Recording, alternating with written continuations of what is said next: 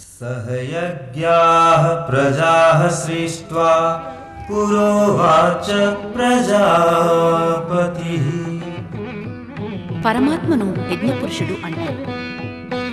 పరమాత్మే ఈ సృష్టిని యజ్ఞమయం చేశాడు. ఇక్కడ యజ్ఞానికి అర్థం కేవలం యజ్ఞకుండీలో వేసే ఆహుతుల వరకే పరిమితం కాదు. యజ్ఞం అంటే అర్థం పరమార్థ భావంతో చేసే ఆదర్శవంతమైన పని. సృష్టి సంతులనం, ఇకలాజికల్ బ్యాలెన్స్ ఒక యజ్ఞీయ ప్రవాహం. ప్రకృతి యజ్ఞమయం.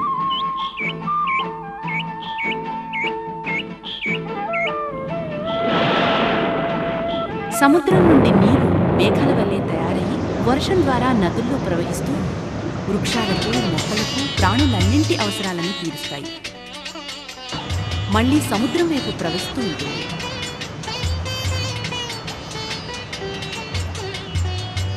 ఇది ఒక యజ్ఞీయ చక్రం. మానవ శరీరం యొక్క సంతులనం యజ్ఞీయ ప్రవాహం. చెయ్యి కంచం నుండి అన్నాన్ని తీసుకుంది, నోటికి అందించింది. నోరు తన రసాన్ని కలిపి పొట్టకు ఇచ్చింది. పొట్ట దానిని ఆరగింపచేసి మొత్తం శరీరానికి రసాన్ని అందిస్తుంది. దానితో లభించే శక్తితో ఈ జీవన చక్రం నడుస్తూ ఉంటుంది. యజ్ఞ ప్రక్రియ ఈ ప్రపంచానికి మరియు పూర్తి బ్రహ్మాండానికి నాభి, న్యూక్లియస్ వంటిది. ఈ అగ్నిహోత్రంలో ప్రకృతి నుండి లభించే శ్రేష్ఠ పదార్థానికి శ్రేష్ఠ భావనాయుత మంత్రాలతో అగ్నిలో హోమం చేసి పర్యావరణానికి బలం చేకూరుస్తుంది.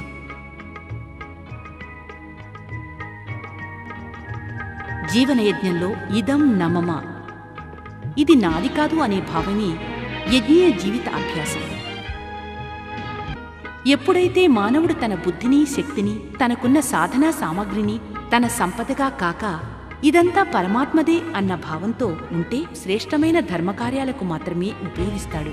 ఎప్పుడైతే దానిని తన సంపదగా భావిస్తాడో అప్పుడు స్వార్థపరంగా ఉపయోగించి తన బుద్ధితో నష్టపరుస్తాడు. ఆ సంఘ విద్రోహకవాదిగా మారి సాధనాలతోనూ వ్యసనాలకు బానిసగా తయారవుతాడు. మానవుడు తన కార్యకలాపాలలో యజ్ఞీయ క్రమశిక్షణను కోల్పోవడం వల్ల తన కర్మ దుర్గతికి కారణమవుతున్నాడు. యజ్ఞ పరమార్థమైన ఇదం నమమ భావంతోటి ఎప్పుడైతే మనిషి తన బుద్ధిని, తెలివితేటలను ఉపయోగిస్తాడో మళ్లీ దైవత్వాన్ని పొందుతాడు. భూమిపై స్వర్గావతరణ జరుగుతుంది. అందువల్లనే శాంతికుంజిలో మానవునిలోని యజ్ఞ క్రమశిక్షణను స్థాపించి ప్రయోగం జరుపుతున్నారు. దాని సత్ఫలితాలు కూడా కనిపిస్తున్నాయి.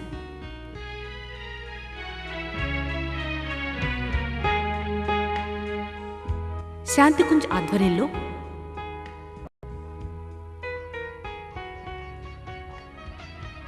మొత్తం మన దేశంలోనూ విదేశాల్లోనూ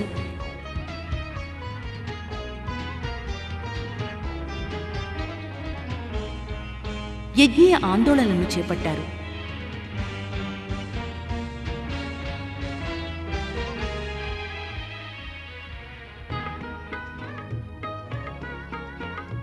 అగ్నిహోమాదులతో పాటు జ్ఞానయజ్ఞం మరియు సేవా యజ్ఞాల ప్రవాహం నడిపిస్తున్నారు. మీరు కూడా ఇందులో భాగస్వాములు కావచ్చు. ఓం భూర్భువః స్వః తత్సవితుర్వరేణ్యం భర్గో దేవస్య ధీమహి ధియో యో నః ప్రచోదయాత్ స్వాహ. इदं गायत्रै इदं नमः.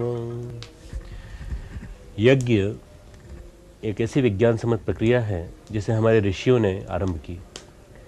कई लोग ये समझते हैं कि यज्ञ का मतलब केवल लकड़ी जलाना, धुआं पैदा करना और किसी तरह से कर्मकांड की मात्रा से समाप्त कर देना है, बल्कि हमारे ऋषियों ने इसे एक वर्कशॉप के रूप में आरंभ किया था कि व्यक्तित्व को परिष्कृत करने की एक प्रयोगशाला है. इस अग्नि की लौ के साथ पूरा शरीर गर्म होता है. शरीर की गर्मी के साथ शरीर त्वचा से भी श्वास लेता है, श्वास स्थान से भी श्वास लेता है, और इससे जो शरीर के अंदर जो हमारे फ्री रेडिकल्स जिनको हम कहते हैं एंटीऑक्सीडेंट्स प्रचुर मात्रा में जाते हैं.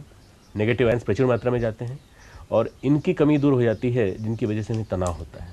यज्ञ के माध्यम से व्यक्ति अपने अंदर के प्रसुप्त केंद्रों को जगाता है और वातावरण के जितने भी क्षेत्र हैं उन सबको संदेश भेजता है। मंत्र शक्ति, यज्ञ ऊर्जा, साधक की पवित्रता या साधक की प्रखरता के माध्यम से, एक सम्मिश्रण के माध्यम से। यज्ञ जहाँ होता है उसके आसपास के क्षेत्र में उर्वरता बढ़ती है, हरितिमा बढ़ती है और प्रदूषण निवारण होता है। वैज्ञानिक प्रक्रिया के माध्यम से कैसे यज्ञ प्रभावित करता है, ये ब्रह्मवचस के शोध संस्थान में हम लोग प्रयोग कर रहे हैं। यज्ञ के विज्ञान को समझने के बाद किसी के मन में कोई संशय नहीं रहना चाहिए कि यज्ञ हम क्यों करते हैं, किस लिए करते हैं। ये एक अनिवार्य प्रक्रिया है जो कि नियमित रूप से प्रत्येक साधक के द्वारा, प्रत्येक व्यक्ति के द्वारा जो यज्ञीय जीवन जीना चाहता है उसे किया जाना चाहिए।